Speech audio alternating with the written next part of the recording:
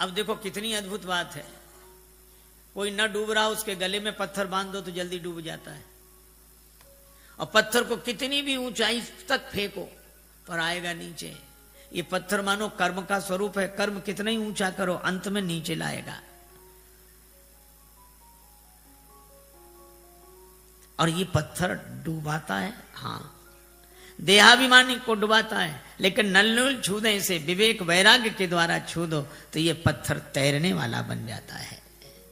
पर ये विवेक वैराग्य उन्हें जिन्हें गुरुदेव का आशीर्वाद मिला हो, लरिकाई ऋषि आशीष पाई, पुल बना, भगवान की सेना पार हुई।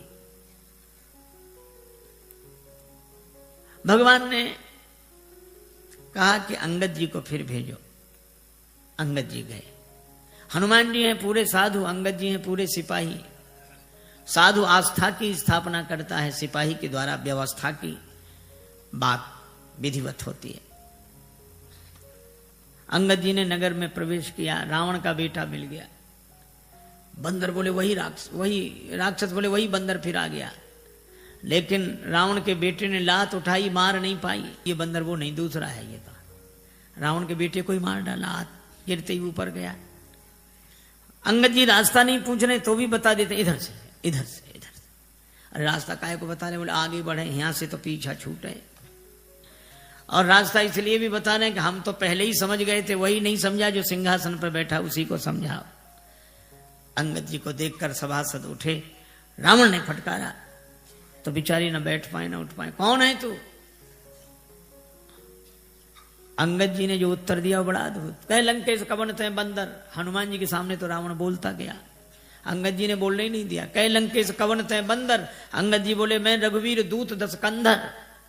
तू कहे हमसे बंदर, हम कहें आदरणीय श्रीमान जी पूजनीय। एक चौबे जी थे, उनसे कोई कहे चौबे जी तो चौबे जी कहते हाँ जी, और कोई कहे चौबे तो फिर कहते क्यों बे। अंगद जी ने कहा कि तू मुझसे बंदर कहे, और अंगद जी फिर चुप नहीं हुए।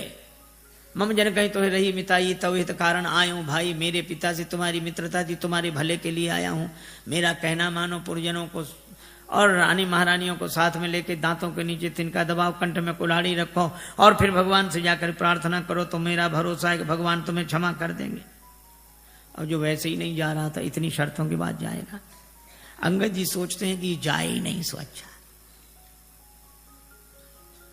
रावण बोला तेरे पिता से मेरी मित्रता, कौन है तेरा पिता? अब रावण खूब जानता है ये बाली का बेटा है, लेकिन पूछा ऐसे ताकि अंगद कहें कि बाली तो मर गए। मैं पूछूंगा कौन सी बीमारी हुई, क्या? राम जी के बाण से। तो रावण बोला मैं फिर कहूंगा कि जिसने तेरे बाप को मार डाला उसी की सेवा करते शर्म नहीं आती? बाप की मृत्यु का बदला लेना है तो हमारे साथ आ। लेकिन जैसे ही अंगद जी से कहा कि तुम्हारा पिता कौन, तो अंगद जी बोले 6 महीने जिसकी बगल में दबे रहे उस बाली को भूल गए। रावण ठाका लगा, बोला हाँ हाँ हाँ हाँ हाँ हाँ रहा बाली बानर में जाना। आजकल बाली कहाँ है? अंगद जी बोले 8-10 दिन में तुम भी वहीं पहुंच जाओगे जहां बाली है। वही कुशलता बताए। रावण बोला तुम्हारे कठोर वचन में सहन कर रहा हूं क्योंकि मैं धर्मात्मा हूं। अंगद जी बोले तुम्हारे जैसा धर्मात्मा कौन? परित्य हरण करने वाला तो धर्मात्मा तुम ही हो। शर्म नहीं लगती? डूब न मरो धर्म व्रत धारी। रावण ने कहा तू मुझे नहीं जानता, मैंने अपने सिर काट काट कर शंकर जी को चढ़ा दिए, मैं वीर हूं। अंगद जी ने कहा इंद्रजाली अपना पूरा शरीर काट देता है, कोई उसे सेना में भर्ती नहीं करेगा कि बड़ा वीर है। मैंने जला दिए सिर। अंगद जी बोले जरा ही पतंग विमोह, बस पतंगे रोज जलते हैं। दूसरे दिन अखबार में खबर नहीं छपती कि पिछली रात इतने पतंगे वीर गति को प्राप्त हुए। ये कोई वीर गति है? मैं कैलाश पर्वत उठा लिया, इतना भार उठाने वाला हूं। अंगद जी बोले जानवरों में सबसे ज्यादा बोझ गधा उठाता है। भार वहीं खरबरंद ते नहीं वीर कहा वहीं समझ दे कि मति मंद। रावण बोला मैं चलता हूं तो धरती हिलती है। अंगद जी बोले तुम्हारे चलने से हमारे राम जी के छोटे भैया लक्ष्मण जी बोलते हैं तो धरती हिलने लगती है। लखन सकोप वचन जब बोले, डगमगान मही दिग्गज डोले। रावण बोला ऐसा तो बड़े भैया को तो बोलना ही नहीं पड़ता होगा, धरती हिल जाती हो। हाँ नहीं बोलना पड़ता, वे धनुष पर हाथ फेरे, सर चाप कर फेरन लगे तो भूधर डगमगे। रावण बोला क्यों रे, बाली तो इतना गप्पी नहीं था। बाली न कबू गाल असमारा, मिली तब सिन तय भय सी लवारा। अंगद जी बोले करके दिखाऊं। जब ते कीन राम के निंदा, क्रोध बंत अति भयो कपिंदा। कटकटान मही कुंजर भारी, दो भुजदंड तमक मही मारी। और जो पृथ्वी पर प्रहार किया, डोलत अवनी, धरती हिल गई, सभासद खसे। रावण के मुकुट गिरे, छीना झपटी मची। 6 मुकुट रावण ने सिर पर लगाए, 4 मुकुट अंगद जी ने राम जी की शरण में भेज दिए। अब विचार करो, 10 सिर और 6 मुकुट कितने सुंदर लग रहे होंगे। लेकिन रावण से किसी ने कहा कि सुंदर नहीं दिख रहे। बोले भले ही सुंदर न लगे, 2 तो ज्यादा हैं इधर। अंगद से कहा उठा के फेंक दो इसको, राक्षसों को फेंक दो। अंगद जी बोले बाद में फेंकना, पहले चरण हिला दो। सभी राक्षस गए, चरण नहीं हिला। तासु सभा की कठिन प्रणजय तौल्यो कैलाश। तुलसी प्रभु प्रभुता कहो कि सेवक को विश्वास। अंगद जी का पांव नहीं हिला। तुम ही बचे हो। रावण आया, जैसे ही चरण पकड़ने लगा, अंगद जी ने पांव हटा लिया। रावण बोला यह क्या किया। अंगद जी बोले झुकना यहां सिखा रहे हैं, पर चरण पकड़ना हो तो भगवान का पकड़ो।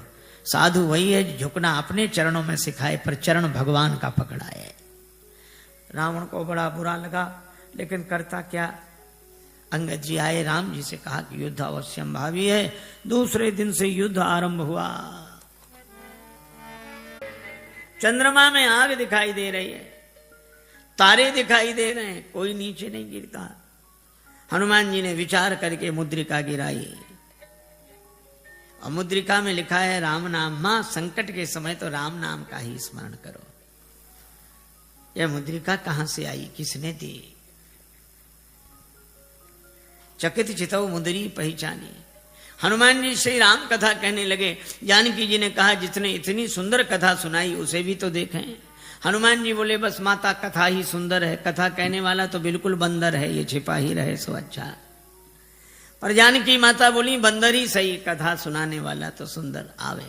हनुमान जी सामने गए, जानकी माता ने देखा, फिर बैठी मन विस्मय भयो। हनुमान जी ने कहा राम दूत मैं मातु जाने। तो हमने ये कथाएं सुनी स्वामी राजेश्वरानंद जी महाराज द्वारा। बहुत ही सुंदर तरीके से इन कथाओं का वर्णन उन्होंने किया है।